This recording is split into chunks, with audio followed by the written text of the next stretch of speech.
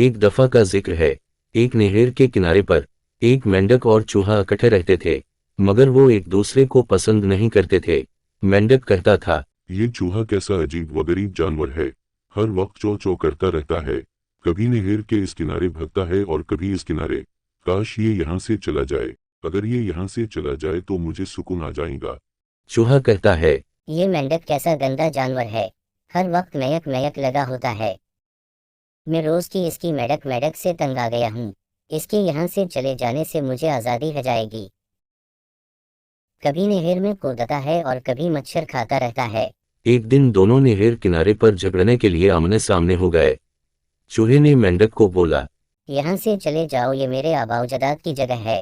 یہ سن کر مینڈک بولا، روکو، یہ تمہارے نہیں میرے آباء و اجداد کی جگہ ہے، اس لیے تم یہاں سے چلے جاؤ، یہی ہم دونوں کے لیے بہتر ہوگا۔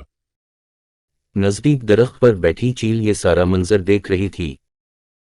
وہ ان کے سب سے زیادہ قریبی درخت پر بیٹھ گئی اور غور سے ان کو دیکھنے لگی اور شکار کرنے کا موقع تلاش کرنے لگی۔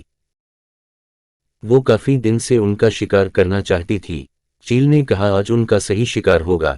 یہ دونوں پھر بھی آپس میں جھگڑتے جا رہے تھے، ایک دوسرے کو مار کر زخمی کر رہے تھے، ابھی یہ جگر رہے تھے، اور انہیں کیا معلوم تھا ان کی آپس کی لڑائی کی آفت ان کے پیچھے ہیں۔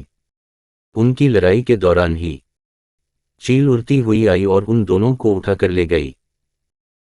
دونوں نے کہا، ہائے ہائے، ہماری آپس کی لڑائی کی آفت۔ السلام علیکم، میں ہوں محمد ناصر حسین۔ سبق سچ ہے کہ آپس کے جھگڑیے میں دشمن کامیاب ہو جاتا ہے۔ فرمان آخری نبی صلی اللہ تعالی علیہ وآلہ وسلم، جو حق پر ہوتے ہوئے جھگڑا چھوڑ دے گا، اس کے لیے جنت کے درمیان میں ایک گھر بنایا جائے گا۔